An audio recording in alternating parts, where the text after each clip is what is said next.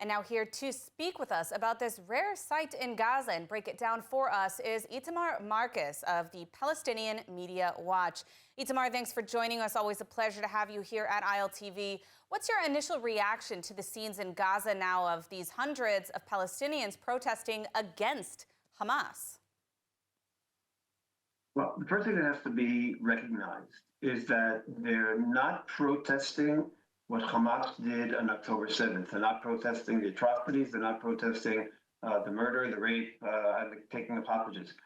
All the polls at the time showed that the entire Gazan population, 98% of them were proud, 71% supported it.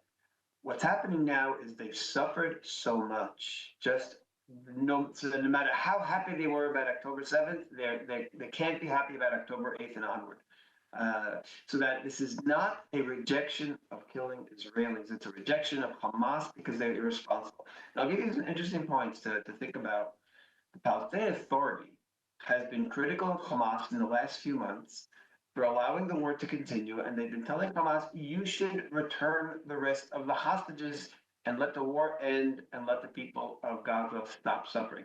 So this is what's going on in the PA world now. Even from the Palestinian Authority and even from those in the West Bank, what they're saying is, we've had enough suffering, you accomplished what you did on October 7th, it was a great day, but it's time to end it, and you must end it, even if it means losing your power. Now, we know the people of Gaza have really done nothing to assist our hostages since October 7th. Is this an opportunity for some kind of change? And even if the public opinion about Israel hasn't changed inside Gaza, how can Israel use this to improve the situation overall, or can they? Well, if the situation gets bad enough, then the people will be turning to Israelis for help. Right now, Israel has been perceived as someone who gave them help because we were forced to by the international community. We allowed in humanitarian aid. If the situation gets bad enough, they might recognize that actually Israel is not their enemy, and that Israel could actually be someone who they live beside. But we're talking here about a massive change in ideology that would take not just weeks, but would take months and years to accomplish. Now, one of the interesting things that we've heard from these protesters just a few seconds ago in this broadcast were chants against Al Jazeera, which has played such a large role in disinformation during this war. What do you make of this? I mean, the fact they'll cover anything where they can blame Israel, but never Palestinians against Hamas. Al Jazeera is the voice to the world for Hamas. Hamas needs a PR campaign to cover its terror, and that's what Al Jazeera was for them. And not only does Israel say this, and not only does Israel know this, but the Palestinian Authority knows this. The Palestinian Authority prohibited Hamas, prohibited Al Jazeera from broadcasting from the West Bank long before Israel prohibited it, because they were promoting Hamas propaganda against the Palestinian Authority. Now, since the war started, it's been Hamas propaganda against Israel. But it's not just propaganda. They also make Hamas seem good. They make them seem nice. They make them seem good to their people, humanitarian. And the people now are disgusted with this. They want the world to know what Hamas is, really what it is, because right now it's just a matter of life or death. They want Hamas out of there.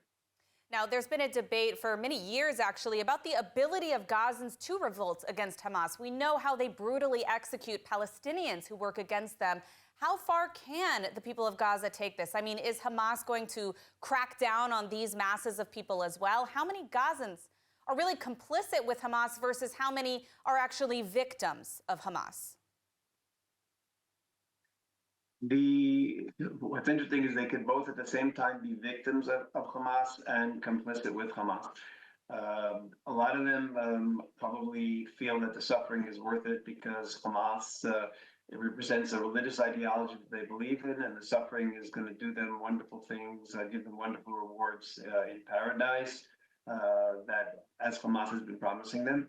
So some of them, a lot of them probably do believe that, but they're reaching the point where the suffering is so great.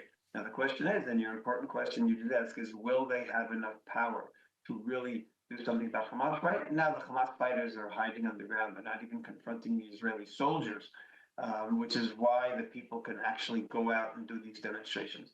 I think what will happen is if we go into a period of a ceasefire for a number of months, where Israel is getting hostages released in exchange for ceasefire, during that period, Hamas is going to go out from their tunnels and they're going to go after all the people who they've seen on TV critical of Hamas, and they're going to make them pay for what they said. And at that point, when Israel has withdrawn from the combat, there's nothing we can do. We can't go after the Hamas people. So it actually might indirectly encourage Hamas to come and reach an agreement to release hostages, because then they'll have an opportunity to punish all those demonstrators who've been causing them such a bad, giving them such bad PR coming from Gaza. All right, well, we will be following this story closely, but unfortunately today we're out of time, so I want to thank you for joining us today. Itamar Marcus from Palestinian Media Watch. Thank you.